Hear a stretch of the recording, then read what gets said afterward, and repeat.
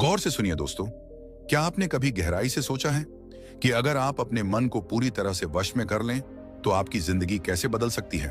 सोचिए, अगर आप अपने मन से कहें अब शांत हो जाओ और वो बिना किसी बहाने, बिना किसी विचार के बस शांत हो जाए, तो क्या आप कल्पना कर सकते हैं आप क्या क्या हासिल कर सकते हैं। अगर आप कहें अब ध्यान केंद्रित करो, तो आपका मन इधर उधर भटकने के बजाय एकदम तीर की तरह अपने लक्ष्य पर जा लगे।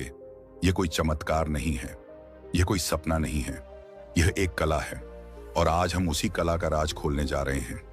क्यों कहा गया है कि जिसने अपने मन को जीत लिया उसने पूरे ब्रह्मांड को जीत लिया। क्यों गौतम बुद्ध ने कहा मन सब कुछ है, जो तुम सोचते हो वही तुम बनते हो। क्यों शास्त्रों में बार बार कहा गया मने मनुष्याणम कारणम बंध मोक्षो, अर्थात मन ही बंधन का कारण है और मन ही मुक्ति का। क्योंकि युद्ध बाहरी दुनिया से नहीं, अपने मन से है, और जिसने इस युद्ध में जीत हासिल कर ली उसके लिए फिर कोई दुनिया कठिन नहीं रहती। अब सोचिए, आज आपके साथ क्या होता है। आप किसी जरूरी काम में बैठते हैं और मन अचानक बीते हुए किसी झगड़े की याद दिला देता है, या कोई डर, कोई चिंता, किसी बात का पछतावा जो अभी हुआ भी नहीं, उस पर सोचते रहना। आपका मन आपके खिलाफ काम करता है। जब फोकस करना हो तब भटकाता है, जब शांत रहना हो तब शोर करता है, जब आपको हिम्मत चाहिए तब डराता है। आपका सबसे बड़ा दुश्मन आपके ही सिर के अंदर बैठा है, और अगर आप उसे वश में कर लें तो सोचिए कौन सी परीक्षा आपके लिए कठिन रह जाएगी, कौन सा लक्ष्य असंभव रहेगा। कई लोग कहते हैं मेरा मन नहीं लगता, मैं ज्यादा देर फोकस नहीं कर पाता, मन बहुत भटकता है, मैं जो सोचता हूं वो कर नहीं पाता। पर क्या आपने कभी सवाल किया है क्यों मन आखिर भटकता क्यों है? ध्यान से समझिए, मन एक बंदर की तरह है जो लगातार एक शाखा से दूसरी शाखा पर कूदता रहता है। अगर उसे कोई दिशा न दी जाए, कोई साधन न मिले, कोई लक्ष्य न दिखे, तो वो कूदता रहेगा। बिल्कुल वैसे ही जैसे आप सुबह उठते ही मोबाइल चेक करते हैं, फिर वीडियो, फिर इंस्टाग्राम, फिर सोच, फिर चिंता, फिर कंपैरिजन, और सारा दिन बस ऐसे ही बिखर जाता है। अब सवाल यह है, मन को नियंत्रित कैसे किया जाए, कैसे उसे अपना गुलाम बनाएं, कैसे उसकी ताकत को अपने फोकस में बदलें। इसका उत्तर आधुनिक मनोविज्ञान और प्राचीन ब्रह्म ज्ञान दोनों में छुपा है। आधुनिक विज्ञान कहता है कि मन दरअसल एक आदतों का जाल है। जो आप रोज सोचते हैं वही आपका मन बनता जाता है। आप जैसे विचारों को दोहराते हो वही रास्ते आपके ब्रेन में गहरे हो जाते हैं। उन्हीं रास्तों पर मन दौड़ने लगता है और धीरे धीरे वही आपकी नेचुरल सोच बन जाती है। उदाहरण के लिए, अगर आप हर सुबह उठते ही सबसे पहले चिंता करते हैं तो आपका मन उस आदत का आदी हो जाता है। अगर आप हमेशा दूसरों से तुलना करते हैं तो मन उस कंपैरिजन के चक्कर में उलझ जाता है। अब सोचिए, अगर आप हर दिन थोड़ा समय खुद को नियंत्रित करने में लगाएं, अगर आप मन को कहें रुक, फोकस, आगे बढ़, तो क्या यह मुमकिन नहीं कि धीरे धीरे मन आपकी बात मानने लगे। गौतम बुद्ध ने कहा था मन ही सब कुछ है, अगर तुम उसे नियंत्रित कर लो तो दुख तुमसे दूर भाग जाते हैं। और आज न्यूरोसाइंस यही कहती है कि आपका ध्यान आपका सबसे बड़ा हथियार है। जिस पर आप ध्यान केंद्रित करते हैं वही बढ़ता है। इसलिए अगर आप फोकस चाहते हैं तो मन को बिखरने से बचाना होगा। अगर आप चाहते हैं कि आपका ध्यान अपने लक्ष्य पर टिके रहे तो आपको अपने मन को ट्रेन करना पड़ेगा। बिल्कुल वैसे जैसे एक बच्चा शुरुआत में जिद करता है पर धीरे धीरे समझने लगता है। याद रखिए, मन एक साधन है, मालिक नहीं। आप मालिक हो, और जब तक आप मालिक नहीं बनते तब तक मन आपका शोषण करता रहेगा। आज हम इस वीडियो की शुरुआत में सिर्फ इस बात को समझने आए हैं कि अगर फोकस चाहिए, अगर ध्यान चाहिए, अगर सफलता चाहिए, तो सबसे पहले मन को कंट्रोल करना जरूरी है। और यह करना ना कोई रहस्य है, ना कोई असंभव कार्य। बस आपको शुरुआत करनी होगी, हर दिन थोड़ा थोड़ा, हर क्षण थोड़ा और जागरूक होकर। और जैसे ही आप अपने मन पर नियंत्रण पाना शुरू कर देते हैं, आपका ध्यान, आपकी सोच और आपका जीवन तीनों एक नई दिशा में मुड़ जाते हैं। और यही शुरुआत है। अगले भाग में हम विस्तार से जानेंगे मन को काबू में रखने की 5 अद्भुत और अचूक विधियां, जो आपको बताएंगी कि कैसे आप अपने जीवन में हर दिन अपने मन को साध सकते हैं, उसे अनुशासन में ला सकते हैं और अपने लक्ष्य की ओर तेजी से बढ़ सकते हैं। इसलिए वीडियो को यहीं मत छोड़िए क्योंकि आगे आने वाला हिस्सा है वास्तविक परिवर्तन का दरवाजा। क्या आपने कभी खुद से पूछा है कि अगर मन मेरा है तो ये मेरी सुनता क्यों नहीं? क्यों जब मैं पढ़ना चाहता हूं तब यही मन बार बार मुझे मोबाइल की तरफ खींचता है? जब मैं कुछ सीखना चाहता हूं तब ये बीती बातें क्यों दोहराने लगता है? क्यों जब मैं खुद को बदलना चाहता हूं तब यही मन मुझसे कहता है, अरे छोड़, तू नहीं कर पाएगा? क्या ये सच में मेरा मन है या मैं ही इस मन का गुलाम बन चुका हूं? जिसने मन को जीत लिया उसने दुनिया को जीत लिया।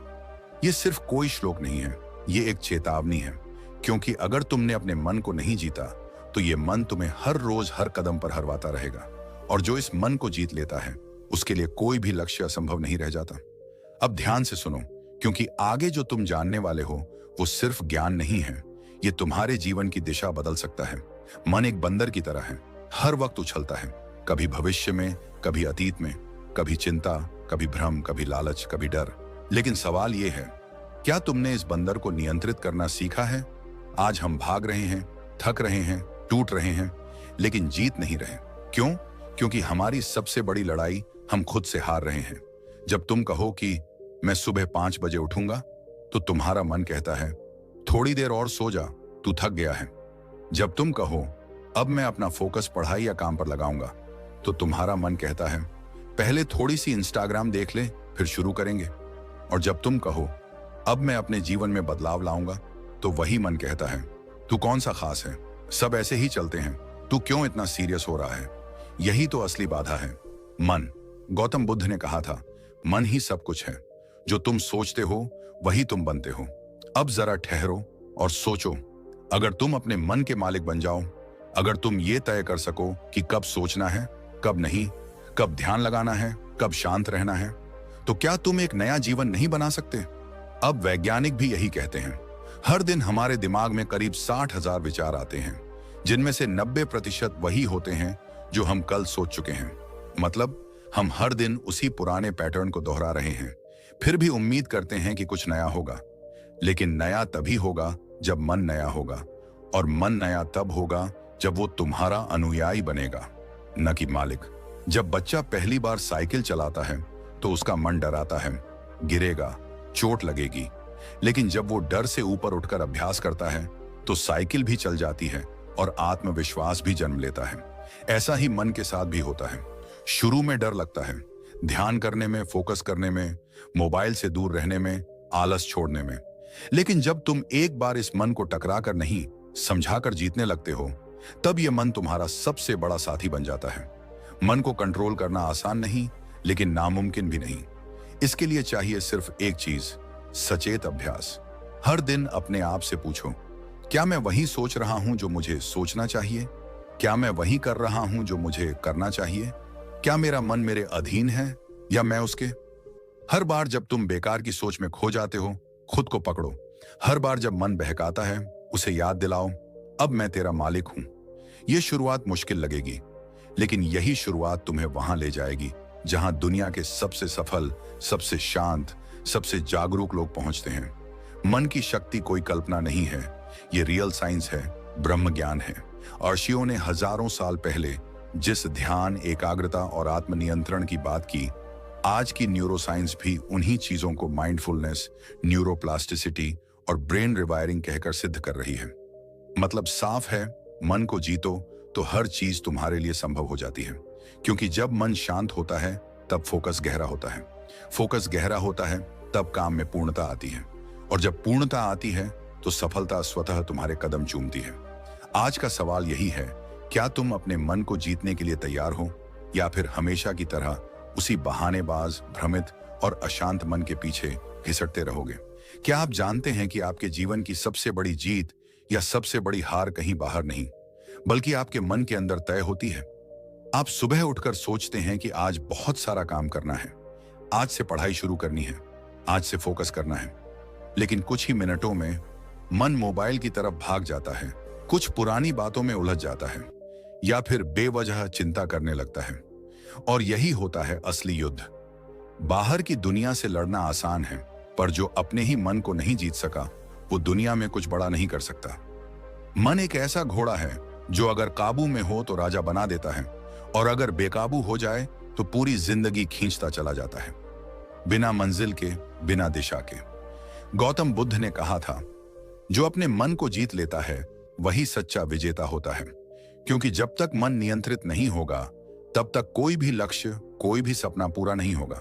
मन कहेगा कल कर लेंगे, मन कहेगा यह काम बहुत मुश्किल है, मन कहेगा क्या फायदा इतनी मेहनत का, और हम उस मन की बातों में आ जाते हैं, क्योंकि हमें यह सिखाया ही नहीं गया कि मन को कैसे नियंत्रित किया जाए। लेकिन आज का ये वीडियो सिर्फ ये कहने नहीं आया कि मन को कंट्रोल करो। आज हम जानेंगे वो पहली विधि जिससे हजारों सालों से ऋषि, मुनि, योगी और आज के महान लीडर्स भी अपने मन को मजबूत बनाते आए हैं। पहली विधि है ब्रह्म मुहूर्त उठना। मन के ऊपर राज करने का समय। अब आप कहेंगे ये तो सुना है, लेकिन इससे मन का क्या लेना देना। तो चलिए इसे गहराई से समझते हैं। ब्रह्म मुहूर्त यानी सुबह 4 से 6 बजे का समय। ये वो समय होता है जब पूरा वातावरण शुद्ध, शांत और ऊर्जा से भरपूर होता है। शरीर भी इस समय न्यूरोलॉजिकल और हार्मोनल स्तर पर एक विशेष अवस्था में होता है। वैज्ञानिक रूप से देखा जाए तो इस समय मेलाटोनिन नामक हार्मोन का प्रभाव अपने चरम पर होता है, जो न केवल गहरी नींद देता है बल्कि दिमाग को क्लैरिटी और एकाग्रता भी प्रदान करता है। दूसरे शब्दों में कहें तो यह समय वो गोल्डन टाइम है जब हमारा मन सबसे ज्यादा रिसेप्टिव, शांत और सीखने के लिए तैयार होता है। जैसे ही आप इस समय उठते हैं और बिना किसी शोरगुल के एकांत में बैठते हैं, तो धीरे धीरे आप महसूस करेंगे कि आपका मन अब पहले जैसा भागता नहीं है। ध्यान लगाना आसान हो जाता है, पढ़ाई करते समय शब्द जल्दी समझ आते हैं, और अगर आप कोई लक्ष्य तय करें तो मन उसमें रुकावट नहीं डालता बल्कि सहयोगी बन जाता है। अब सोचिए, अगर रोज सुबह आप अपने दिन की शुरुआत एक ऐसे समय से करें जब पूरा ब्रह्मांड शांत हो, जब आपकी चेतना सबसे ज्यादा शुद्ध हो और जब मन सबसे कम व्याकुल हो, अनियंत्रित, तो क्या आप अपने मन को धीरे धीरे नियंत्रण में नहीं ले आएंगे? आज के समय में जहां लोग फोकस बढ़ाने के लिए तरह तरह की दवाइयां, एप्स और कोचिंग का सहारा ले रहे हैं, वहीं हमारे प्राचीन ग्रंथों ने हजारों साल पहले इसका सीधा और सटीक समाधान दे दिया था। ब्रह्म मुहूर्त में उठो और अपने मन का राजा बनो। और यह केवल भारत के वेदों और उपनिषदों की बात नहीं है।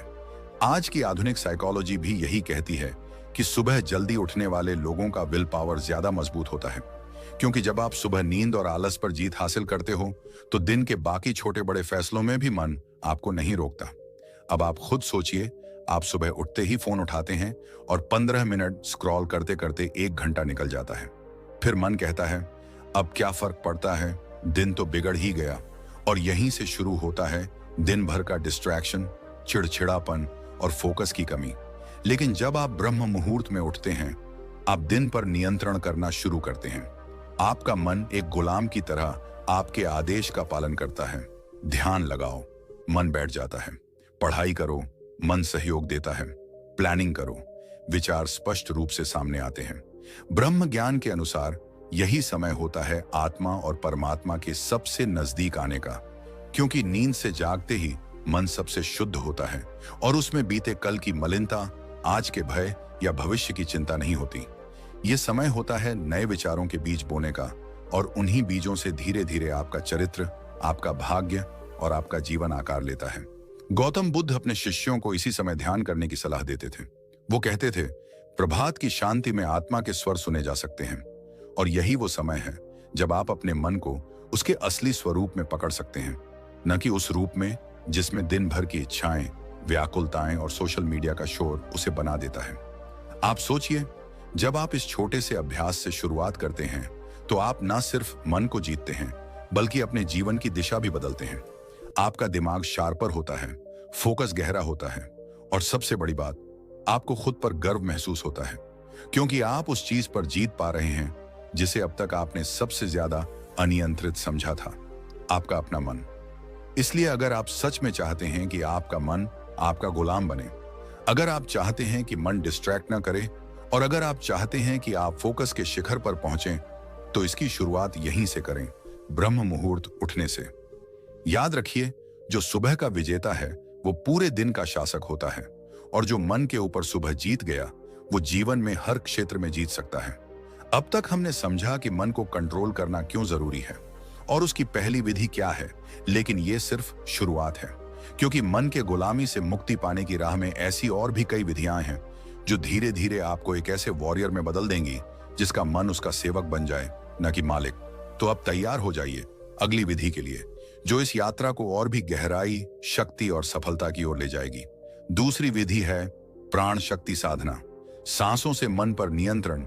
कभी आपने गौर किया है, जब आप गुस्से में होते हैं तब आपकी सांसें तेज हो जाती हैं। जब आप डरे हुए होते हैं तब सांसें हल्की हल्की और अस्थिर चलने लगती हैं। और जब आप शांत होते हैं तो सांसें भी गहराई से चलती हैं, बड़ी ही सहजता से। इसका सीधा मतलब है कि हमारी सांसें और हमारा मन आपस में गहराई से जुड़े हुए हैं। यही वजह है कि अगर कोई व्यक्ति अपने श्वास पर नियंत्रण पा ले तो वो अपने मन पर भी नियंत्रण पा सकता है। यही है मन को जीतने की दूसरी विधि, प्राण शक्ति साधना। आज की इस व्यस्त और भागदौड़ भरी दुनिया में हमारा मन एक ही समय में कई दिशाओं में भाग रहा होता है। कई बार हम कोई काम कर रहे होते हैं लेकिन मन कहीं और भटक रहा होता है। किसी से बात करते वक्त भी मन पुरानी बातों में अटका होता है या भविष्य की चिंता में उलझा रहता है। ऐसे में फोकस कैसे बनेगा? ऐसे में मन पर नियंत्रण कैसे संभव है?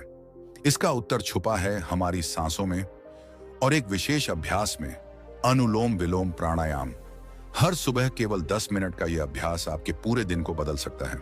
आप एक शांत, स्थिर और फोकस्ड मन के साथ दिन की शुरुआत करते हैं और जब शुरुआत ही इतनी सशक्त होगी तो दिन भर का हर कार्य सरल, स्पष्ट और प्रभावी बनेगा। यह कोई कल्पना नहीं है, बल्कि हजारों वर्षों पुराना ब्रह्म ज्ञान है जो आज भी उतना ही प्रभावशाली है। गौतम बुद्ध ने कहा था, जैसे कोई कुशल सारथी घोड़े की लगाम थामे रखता है, वैसे ही बुद्धिमान व्यक्ति अपनी श्वासों पर ध्यान देकर अपने चित्त को साधता है। यानी जो व्यक्ति अपनी सांसों पर ध्यान केंद्रित करता है वही अपने भटकते मन को वश में कर पाता है। और यही अभ्यास है अनुलोम विलोम का। यह साधना केवल एक श्वास अभ्यास नहीं है, यह एक ध्यान है, एक आंतरिक युद्ध है, जहां आप अपने अंदर के शोर को शांत करने की कला सीखते हैं। आप अपने मन के उस कोने तक पहुंचते हैं जहां विचारों की उथल पुथल थम जाती है। और जब विचार शांत होते हैं तब चेतना स्पष्ट होती है और यही स्पष्टता ही आपको फोकस की शक्ति देती है। आजकल हम अक्सर कहते हैं, मेरा मन बहुत विचलित रहता है, पढ़ाई में मन नहीं लगता, काम करते वक्त ध्यान भटक जाता है। लेकिन क्या हम कभी यह सोचते हैं कि हम अपने मन को फोकस करने के लिए सांसों की मदद क्यों नहीं लेते? जब बच्चे परीक्षा से पहले घबराते हैं तो टीचर उन्हें कहते हैं, गहरी सांस लो। जब कोई तनाव में होता है तो उसे कहा जाता है, आराम से सांस लो। लेकिन क्या हमने कभी इस सलाह को गंभीरता से लिया?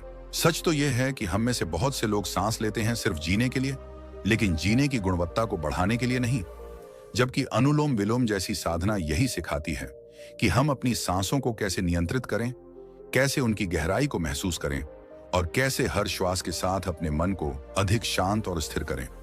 वैज्ञानिक दृष्टिकोण से भी देखा जाए तो जब हम गहरी, लयबद्ध सांसें लेते हैं तो हमारा परसियाथेटिक न्यूरल सिस्टम सक्रिय होता है, जो शरीर को आराम, मानसिक स्पष्टता और संतुलन की अवस्था में लाता है। यानी मन सिर्फ शांत नहीं होता, वह आज्ञाकारी भी बनता है। और जब मन आज्ञाकारी होता है तभी वो हमारी बात मानता है, तभी हम उसे एकाग्र कर सकते हैं, तभी हम उसे फोकस में बदल सकते हैं। सुबह के समय जब वातावरण शांत होता है, सूरज की पहली किरण धरती को छूती है और प्रकृति भी जाग रही होती है। ऐसे में 10 मिनट का यह अभ्यास हमारे पूरे जीवन को दिशा दे सकता है। केवल सांस पर ध्यान दीजिए, विचार आए तो उन्हें जाने दीजिए, सिर्फ श्वास के आने जाने को महसूस कीजिए। धीरे धीरे आपका मन भी वही करने लगेगा जो आप चाहते हैं, न कि वो जो मन खुद चाहता है। यही है प्राण शक्ति साधना की महिमा। यह केवल एक योग क्रिया नहीं, यह एक मानसिक अनुशासन है। जब सांस नियंत्रित होती है तो मन भी नियंत्रित होता है, और जब मन नियंत्रित होता है तो जीवन अपने सही मार्ग पर चलने लगता है। तो अगर आप अपने जीवन में फोकस बढ़ाना चाहते हैं, डिस्ट्रैक्शंस को खत्म करना चाहते हैं, मन को अपना मित्र बनाना चाहते हैं, तो हर सुबह 10 मिनट अनुलोम विलोम की साधना को अपने जीवन का हिस्सा बना लीजिए। आज नहीं तो कल इसका असर जरूर दिखाई देगा, लेकिन अगर आप इसे नियमित करें तो यह साधना एक आंतरिक क्रांति बन सकती है। याद रखिए, प्राण पर अधिकार तो मन पर अधिकार, और जिसने अपने मन पर अधिकार पा लिया उसे कोई भी लक्ष्य असंभव नहीं लगता। अब सवाल यह उठता है कि सिर्फ सांसों से ही नहीं, और भी कई ऐसी विधियां हैं जो हमारे मन को नियंत्रित कर सकती हैं। हमारे फोकस को तीव्र बना सकती हैं। और अगली विधि जो हम जानने वाले हैं वो है तीसरी विधि है विचार विच्छेदन विधि। विचारों को बीच में ही काट देना। कभी आपने ये महसूस किया है कि आप कुछ जरूरी काम कर रहे हैं, लेकिन अचानक मन में कोई पुरानी बात, कोई डर, कोई बेकार सोच या कोई ऐसा विचार आ जाता है जो आपका पूरा ध्यान भटका देता है और फिर आप उसी में उलझ जाते हैं। वो विचार आता है, पकड़ता है और खींच ले जाता है। आप समझते हैं कि ये सोचने का कोई मतलब नहीं, लेकिन फिर भी मन मानता नहीं, बस खींचता जाता है और खींचता जाता है और हम खुद से हार मान लेते हैं। तो सवाल ये है कि क्या हम वाकई अपने विचारों को कंट्रोल नहीं कर सकते? क्या हम हमेशा अपने मन के गुलाम बने रहेंगे? जवाब है नहीं। मन को नियंत्रित किया जा सकता है और इसका एक बहुत ही प्रभावशाली तरीका है विचार विच्छेदन विधि। ये विधि आपको सिखाती है कि जब भी कोई अनचाहा, नकारात्मक या फालतू विचार आपके भीतर घुसने की कोशिश करे तो आप उसे बीच में ही पकड़कर वहीं काट दें। ये एक मानसिक ब्रेक है, एक अलार्म है जो आप खुद के भीतर लगाते हैं। जैसे ही कोई विचलित करने वाला विचार आए, आप तुरंत अपने अंदर जोर से कहें रुक जा या कट, और उसी पल अपने शरीर को किसी उपयोगी क्रिया में लगा दें। ये क्रिया कुछ भी हो सकती है, उठकर पानी पी लेना, वॉक पर चले जाना, कोई किताब खोलना या आंखें बंद करके लंबी सांस लेना। इससे आप उस विचार की पकड़ से बाहर निकल आते हैं। अब आप सोच रहे होंगे कि क्या सिर्फ रुक जा बोल देने से विचार रुक जाते हैं? तो इसका जवाब है अगर आप इसे बार बार करेंगे तो हाँ, मन को आदत पड़ती है। शुरू में थोड़ी मेहनत लगती है, लेकिन धीरे धीरे मन सीखता है कि उसे किस विचार पर रुकना है और किसे छोड़ देना है। मन वही करता है जिसे आप बार बार आदेश देते हैं। जैसे एक घोड़ा बार बार एक ही दिशा में खींचा जाए तो कुछ समय बाद वह खुद ब खुद उसी दिशा में चलने लगता है। ठीक वैसे ही जब आप अपने मन को बार बार आदेश देते हैं रुक जा, कट, इधर ध्यान दे, तो वह मानने लगता है। शुरू में ये थोड़ी नाटक जैसी प्रक्रिया लग सकती है, लेकिन यही अभ्यास जब आदत बनता है तो चमत्कार होता है। आइए इसे एक रिलेटेबल उदाहरण से समझते हैं। मान लीजिए आप किसी ऐसे इंसान के बारे में सोच रहे हैं जिससे आपका मन खराब होता है। वो व्यक्ति, उसकी बातें, उसके झूठ, उसका धोखा, ये सब आपको परेशान करते हैं। अब आप जानते हैं कि ये सोच आपको कोई समाधान नहीं देगा, सिर्फ जलाएगा, थकाएगा और आपका कीमती समय बर्बाद करेगा, लेकिन फिर भी मन वहीं जाता है। अब इसी समय आपको इस विचार विच्छेदन विधि का प्रयोग करना है।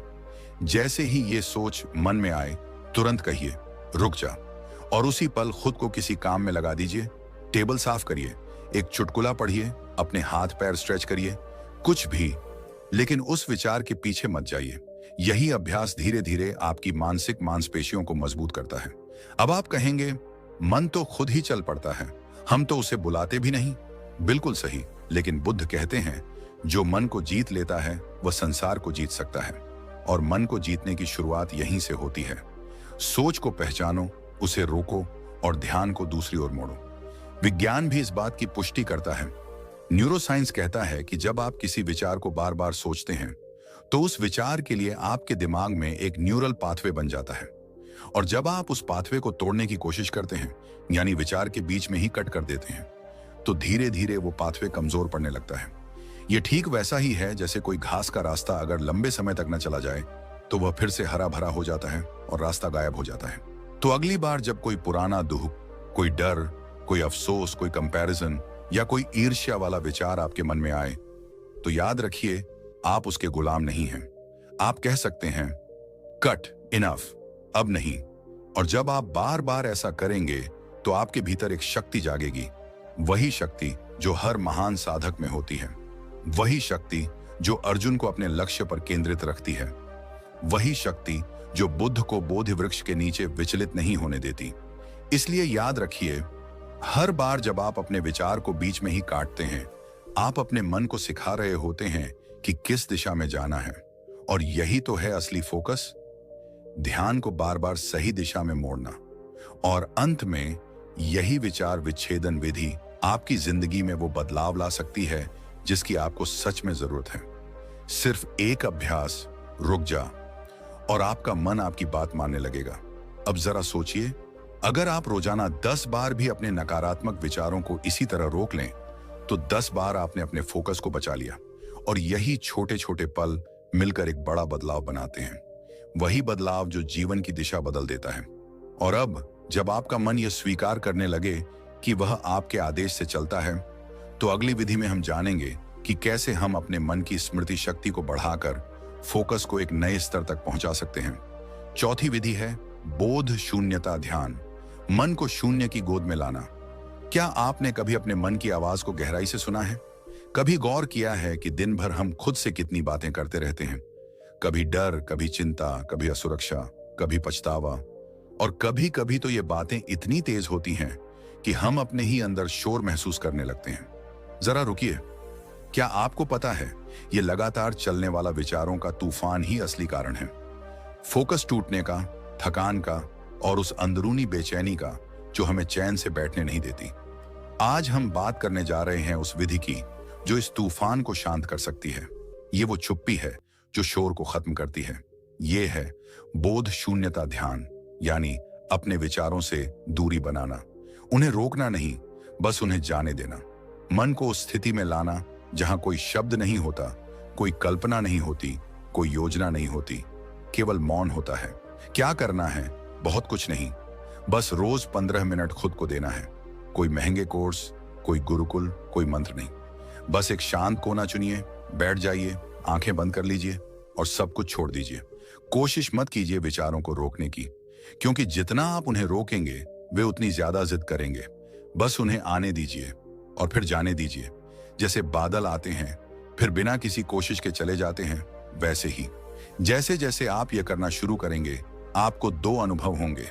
पहला, पहले मन बहुत शोर करेगा, ऐसा लगेगा कि यह तो और भी ज्यादा भागने लगा है, लेकिन रुकिए, यह एक संकेत है कि वह खाली हो रहा है। दूसरा अनुभव होगा, एक दिन अचानक सब शांत हो जाएगा। आपको लगेगा कि विचार कम हो रहे हैं और एक गहरी स्पष्टता मन में उतर रही है। मन को शून्यता में ले जाने की यह साधना धीरे धीरे आपके भीतर गहराई से उतरती है, और जब शून्यता का अनुभव होता है तब बुद्धि तेज हो जाती है, शरीर शांत होता है और सबसे खास बात, फोकस एकदम धारदार हो जाता है। अब कोई भी काम करते समय मन बार बार भटकता नहीं, बल्कि पूरे होश और ऊर्जा के साथ एक ही बिंदु पर केंद्रित रहता है। अब आप सोच रहे होंगे, क्या इतना आसान है मन को शांत करना?